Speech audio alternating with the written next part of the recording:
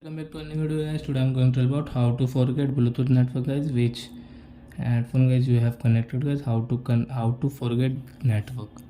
Today I'm going to tell you about in this setting. Geo phone next. So guys, before starting video friends, I want to tell you, if you're new in my channel, so please go and subscribe my channel, click the bell icon and like my videos. So now let's start video friends. First of all guys, what will you have to do is open your setting app. After guys, you can see Bluetooth connected device, so click here guys, and we will click, and guys, after that you can see the icon setting. So guys, you will have to click here, and guys you can see forget network settings. So guys, click on forget, then guys click on forget device. So guys, I think you have understood how to forget device in Geo phone next. So I think guys you can do also, it is too easy.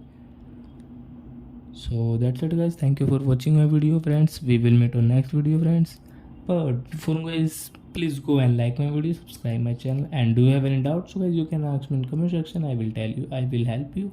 Bye bye friends, thank you for watching.